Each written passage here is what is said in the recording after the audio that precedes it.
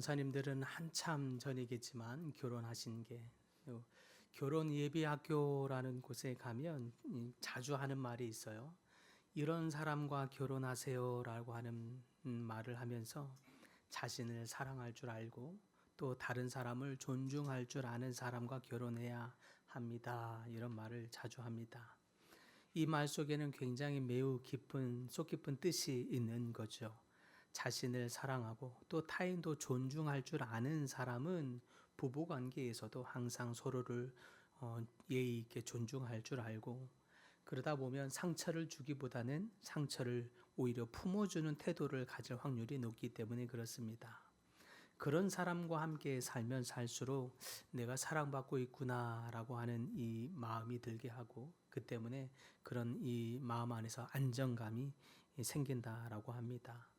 반면에 무례하고 또 자신의 몸뚱이만 생각할 줄 아는 이기적인 사람, 또 약자에게만 강하고 또 남을 쉽게 깎아내리기도 하고 비판적이고 부정적이면서 감사할 줄 모르고 아내나 남편의 섬김을 당연한 것으로 여기는 사람과는 행복한 가정을 꾸리기가 참 힘들다고 말합니다.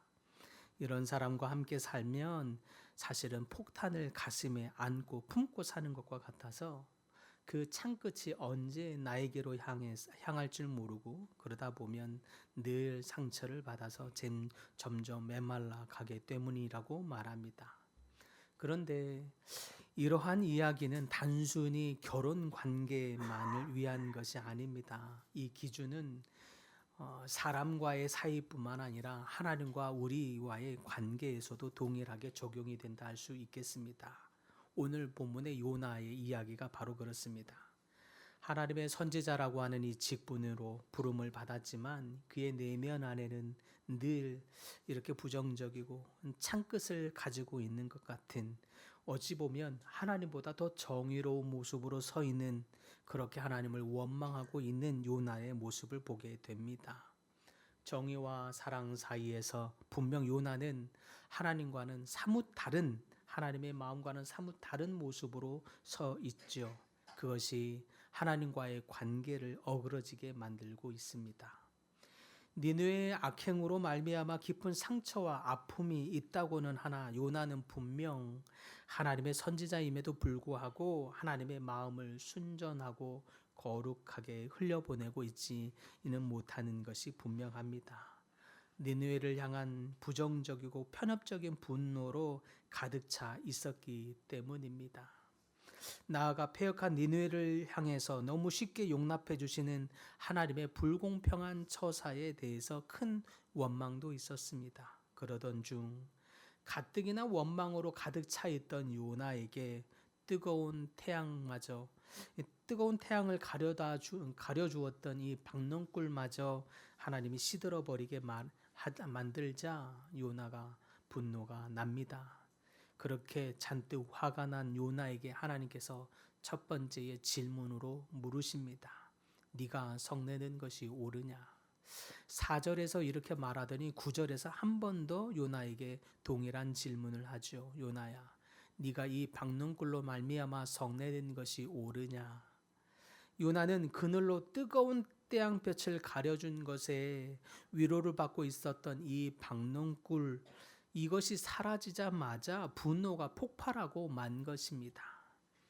패역한 니느웨를 향해서 저토록 너그럽게 용서하시면서 이스라엘을 향해서는 왜 이렇게 인색하시냐, 왜 이렇게 엄격하시냐, 그런 모습이 너무 불공평하다 느꼈거늘 지금 다시 또 잠시 박농굴로 말미암아 위로를 받고 있는데 그 박농굴마저 거두어가시는 그 하나님이 너무너무 불공평하게 느껴졌기 때문입니다. 봐보십시오. 하나님이 항상 이렇다니까요. 그 박농굴마저도 못 보고 금세 뺏어 가시지 않습니까? 니느웨를 향해서는 그토록 너그러우시더니 얼마나 우리 백성이나 나를 향해서는 그렇게 인색한 것입니까?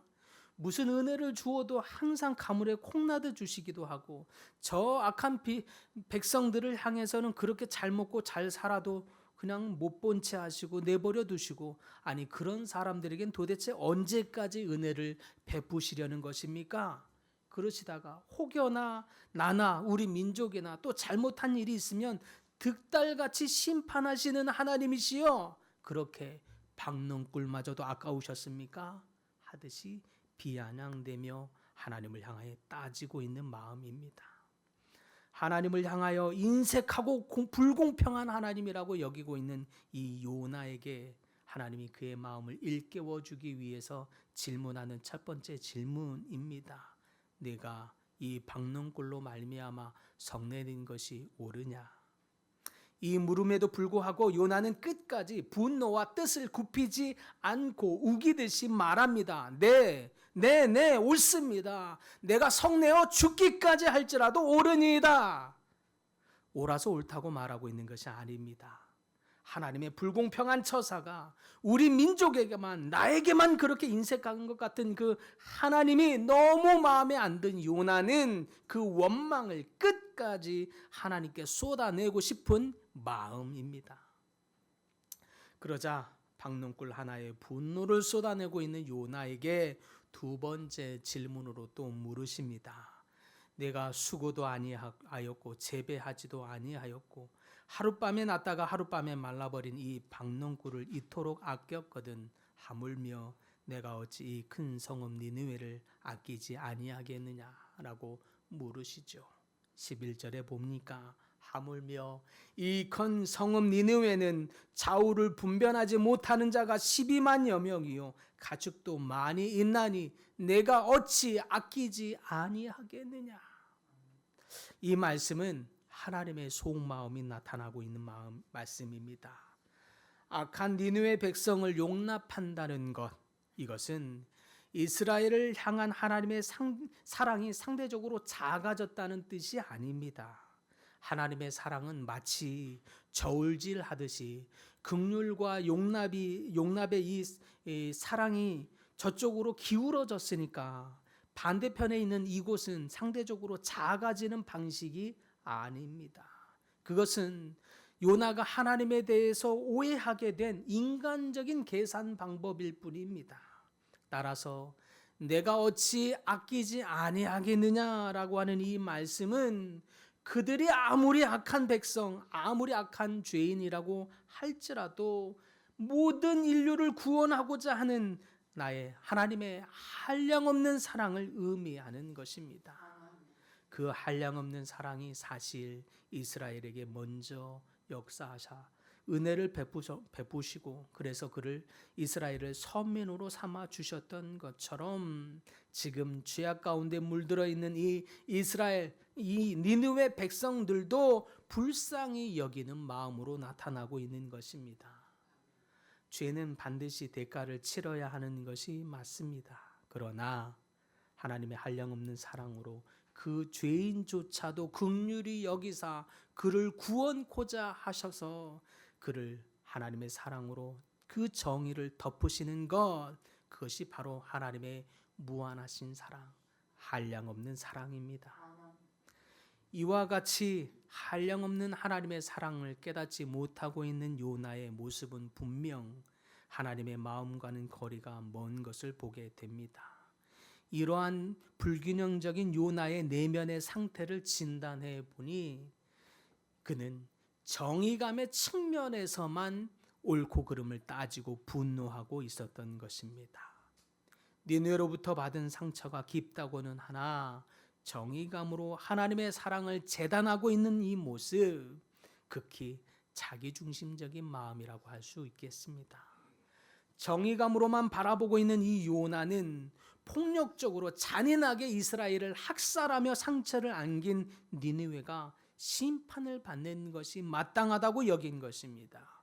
심지어 가까운 지인들이나 친인척들이 당한 이 상처를 생각하면 아직도 피가 거꾸로 솟는 것처럼 만들어버린 이 니느웨 민족은 쉽게 용서할 대상이 아니라고 여긴 것입니다.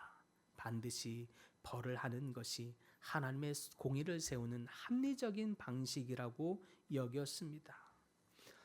우리가 살아가는 삶의 자리에서도 비슷하다는 생각이 듭니다. 너무 악하고 너무 교만하고 너무 음란한 이 세대가 하나님의 진리에서 한참 벗어나 있는 것을 볼 때면 하나님의 심판이 당장 내려지는 것이 마땅하다고 생각이 들 때가 있지요. 사람들의 죄와 악행을 보고 있으면 그것이 내가 아는 사람들에게 행하고 있는 것을 보면 더더욱 우리 안에 정의감이 불타오를 때가 있습니다.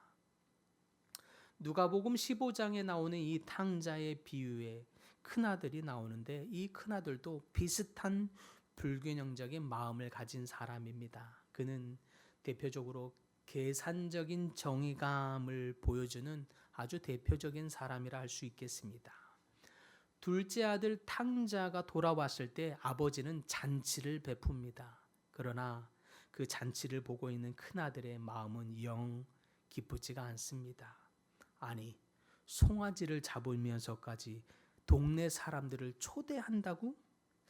호들갑을 떨면서 오버스럽게 잔치를 벌이고 있는 광경을 보고 있으니 오히려 화가 치밀어 오릅니다. 동생이 한 짓을 생각해 보더라도 도저히 이해가 되지가 않습니다. 아버지의 유산의 절반을 먼저 달라고 한 것도 모자라서 먼저 그거 달라고 한 것도 참 못돼 먹었다라고 하는 생각이 들었는데 그 많은 유산을 그새 다 탕진을 하다니요. 이게 말이 됩니까? 심지어 창기들과 노느라고 정신이 팔려서 허랑방탕한 삶으로 재산을 다 탕진했다 생각하니 기가 찹니다. 그런데 거짓골로 돌아온 이 한심스러운 동생을 향해서 이렇게 성대한 잔치를 벌인다고요? 도무지 이해가 되지 않습니다. 그럼 나는요? 그동안 그렇게 충성스럽게 일만 하고 있었던 나는 어떡합니까? 저런 방탕한 놈에게 이런 성대한 잔치를 벌여주신다면 그럼 그동안 나를 위해서는 어떤 은혜를 베풀어 주셨냐고요. 아무리 이해해 보려고 해도 생각하면 할수록 화가 치밀어 오른 것이 바로 큰아들의 마음입니다. 계산적인 정의감이죠. 계산적인 정의감으로 보면 모든 것이 불공평하게 보입니다. 그래서 원망하게 되는 것입니다. 그러다 보니 잃어버린 줄 알았던 그 아들을 향해서 기쁨으로 잔치를 벌여주고 있는 아버지의 그 사랑이 계산이 됩니다. 그동안 내가 받은 것은 무엇인가 따져 묻게 되는 것이 바로 이 계산적인 정의감입니다. 그 결과가 무엇입니까? 이렇게 계산적이고 불균형적인 이 내면의 결과, 이것은 이 정의감이 둘째 아들과 큰아들의 마음을 갈라 놓아 버렸다고 하는 것입니다. 원망과 불평, 비난으로 온 가족의 마음을 갈기갈기 찢겨 놓아 버렸습니다. 계산적인 정의감이 한순간 잔칫집을 마음으로는 이미 초상집으로 만들어 버렸습니다. 요나도 이 큰아들과 똑같은 옳고 그름을 따지면서 계산적인 정의감으로 분노한 까닭에 니느웨와 이스라엘 사이에는 건널 수 없는 거리감의 강이 만들어져 버렸습니다. 또한 계산적인 정의감, 이렇게 사랑이 없는 정의감은 사람을 정죄하고 죽이는 날카로운 칼날이 됩니다. 끊임없이 미워하고 끊임없이 전쟁을 일삼게 되지요. 어느 누구도 날카로운 이 칼날 앞에서는 살아나고 회복되고 영적으로 성장할 수는 없습니다. 기쁘고 행복한 가정을 만들기 너무 어렵다는 거죠. 항상 정죄감만 받습니다. 때문에 사랑 없이 작동되는 정의감은 사람을 죽이는 무기가 됩니다. 정의감으로 가득한 공동체, 정의감으로 가득한 가정은 어느새 차가운 시베리아의 사막같이 메마르고 냉랭해져 버립니다. 그것이 정의감의 결과이죠. 그런데 하나님은 어떻게 하셨습니까? 간음 중에 있는 여인을 현장에서 잡아 돌로 쳐 심판하려는 사람들이 있었습니다. 이들도 죄를 짓는 이 여인을 현장에서 잡았으니 정의감으로 불타올라 있었던 사람들입니다. 정의감으로 불타올라서 죄인을 마땅히 심판하려는 찰나에 주님께서 그들에게 오셔서 말씀하십니다. 죄 없는 자가 돌로 치라. 이 말씀 앞에 어느 누구도 감히 간음하다 잡힌 여인을 돌로 칠 만한 의로운 사람이 없었습니다. 사실 어느 누구도 하나님의 공의 앞에서 떳떳하며 심판 앞에서 자유로울 자가 누가 있겠습니까? 누가 의로우며 누가 하나님의 심판을 면할 자가 있겠냐는 것입니다. 마찬가지로 죄인 중에 괴수와도 같은 내가 어찌 니느웨만 패역한 사람들이라 평가하고 비난할 수 있겠냐는 뜻입니다. 이처럼 똑같은 죄인인 우리가 서로를 향하여 정의감으로 옳다 그르다 평가하고 비난하는 일은 간음한 여인을 돌로 치는 어리석은 짓을 짓는 사람과 같아지는 것입니다. 하나님이 말씀하죠. 나도 너를 정죄하지 아니하노니 가서 다시는 죄를 범하지 말라 말씀하시는 예수님. 한 점의 죄도 없으신 예수님조차도 이 간음한 여인을 용납하셨습니다. 여인을 불쌍히 여기사 사랑으로 정의감을 덮으신 것이지요. 그것이 바로 예수님의 시각, 예수님의 눈이요, 예수님의 마음입니다. 내가 하루살이 농꿀 이 박농꿀도 악개인같이 그들이 아무리 패역한 죄인이라 할지라도 내가 어찌 아끼지 않겠느냐 하시는 말씀도 동일한 의미입니다. 사랑으로 허다한 허물을 덮으시는 하나님의 사랑의 음성입니다. 한량없는 사랑으로 정의를 덮으시는 주님의 마음이지요. 이제 우리는 정의감으로 가득해서 끊임없이 비난하고 갈라치기 하고 있는 이 사회에 차갑고 메마른 사막처럼 변해버린 이 사회와 직장 공동체 가운데 그리스도의 사랑으로 덮어야 합니다.